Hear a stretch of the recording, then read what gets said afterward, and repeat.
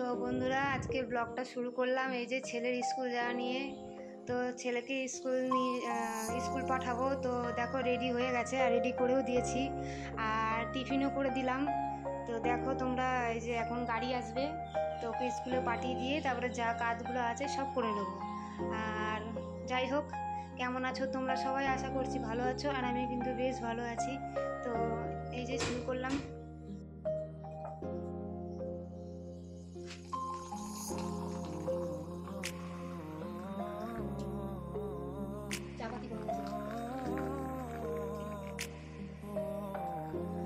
তো ছেলেকে স্কুল পাঠিয়ে দিয়েছি, আর এখন ওই যে একটু চা খেয়ে নেবো। তো তোমার দাদাভাই এখন চা করে দিচ্ছে, আর আমি হলো কাপড়টা একটু চেঞ্জ করে আসলাম। তো বললাম তুমি চাটা করো।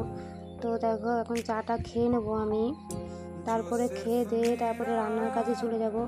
কারণ অনেকটা বেলা হয়ে গেছে, ওর জন্য এখন রান্নাটা আমি এখন করে নেবো।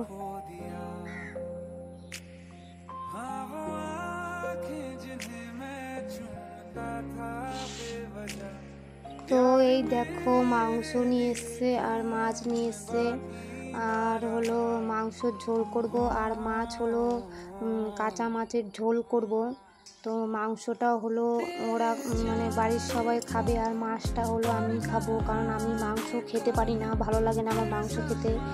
তো ওর জন্য আমার জন্য বাবা হলো মাছ নিয়ে এসছে। তো মাছটা এখন প্রথমে রান্না করে নেব। তো দেখো মাছটা এখন রান্না করে নিচ্ছি। তো মাছ দিলাম, আলু, তারপরে সর্ষে বাটা, টমেটো, হলুদ, তারপরে নুন, তারপরে শুকনো লঙ্কা দিয়ে তারপরে তেল দিয়ে মাখিয়ে তারপরে কড়াইয়ে ভাপিয়ে নেব। তো হয়ে যাবে আমার মাছ রান্না। আর তোমার হলো মাছটা আমি রান্না করব, আর মাংসটা হলো মা রান্না করবে। তো দেখতেই পাবে, দেখবে যে মা রান্না করবে, কারণ আমি মাংসর গন্ধটা আমি ভালো নিতে পারি না, ওর জন্য মাংসটা মা রান্না করবে, আর আমি এই যে মাছটা রান্না করে নিচ্ছি।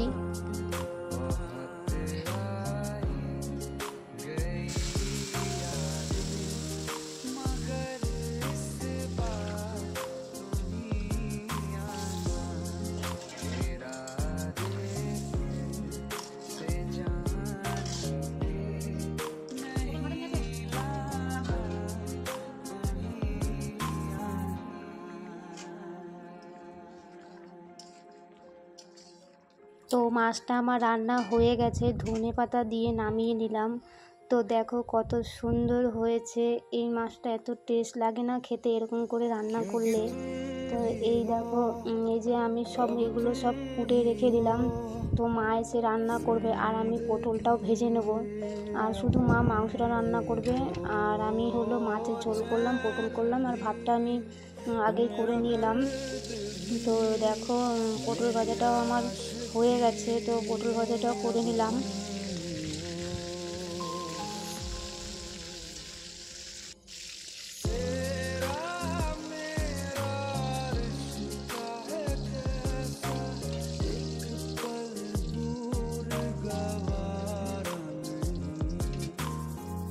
তো ওইদিকে পটল ভাজাটাও হয়ে গেছে, আর এইদিকে দেখো মা হলো মাংসটা রান্না করতে চলে এসছে, আর আমি না অল্প অল্প করে ভিডিও নিচ্ছিলাম। তো আমি এত গন্ধ লাগছিল ওই রসুনের গন্ধ, তো আমি অল্প অল্প ভিডিও করছি আর আসছি, আবার চলে যাচ্ছি। তো তোমরা দেখবে, আমি পুরো ভিডিওটা দিতে পারছিলাম না। তো এই যে মা হলো আলুটা মশলাটা ভালো করে কষিয়ে নিচ্ছে, তো তোমরা দেখতে থাকো।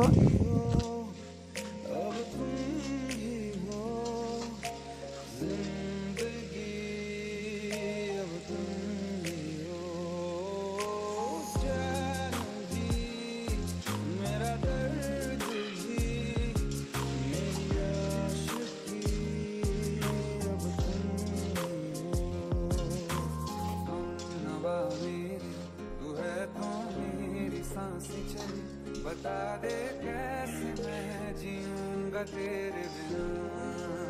তো দেখো মাংসটা কষানো হয়ে গেছে। তো আমি বললাম না তোমাদেরকে দেখাতে পারলাম না, কারণ অল্প অল্প করে ভিডিও করে যাচ্ছি আবার বেরোচ্ছি। তো ঝোল মা দিয়েছিল। তো এই যে দেখো, এই যে গরম মশলা দিয়ে একটু সামান্য ফুটিয়ে নিয়ে তারপরে হলো নামিয়ে নেবে।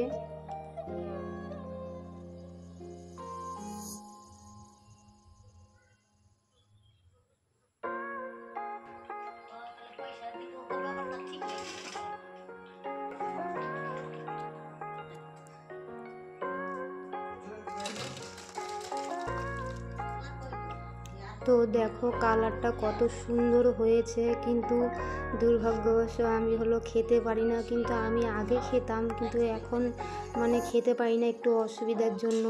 তো সময় আসলে ঠিক তোমরা জানতে পারবে কিসের জন্য অসুবিধাটা। আর দেখো রান্নাটাও সব হয়ে গেছে। তো এখন আমি মানে জল ভরবো, তো জল ভরে নিচ্ছি। আর হলো থালা বাসন কটাও ধুয়ে নেব, তারপরে সবাই মিলে খেতে চলে যাব।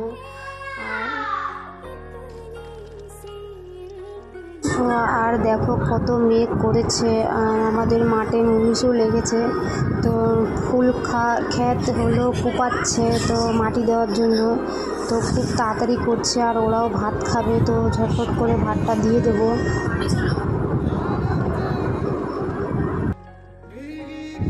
তো যাই হোক, জল ভরা হয়ে গেছিলো আর ওদেরকেও ভাতটা দিয়ে দিলাম, কারণ হলো খুব তাড়াতাড়ি করছিল আর মেঘও করেছে, মনে হয় আজকে কোপানো হবে না। আর যদি মেঘ চলে আসে না, তাহলে আর মানে মাটিটা নরম হয়ে যাবে আর কোপানো যাবে না, তার জন্য খুব তাড়াতাড়ি করছিল।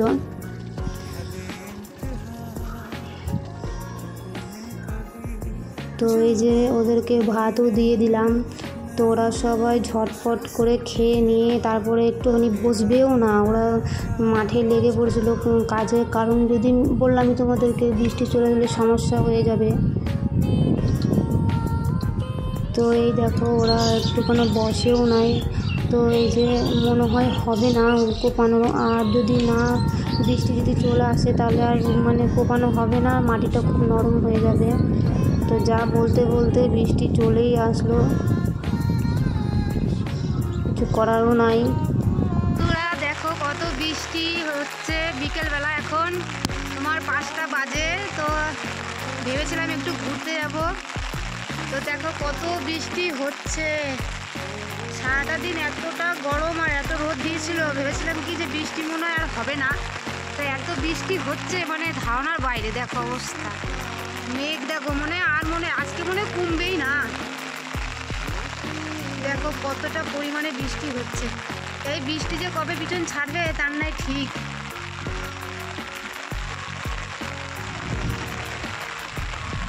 তারপর তো আসবো, তাহলে সবই রান্না করে খাবো।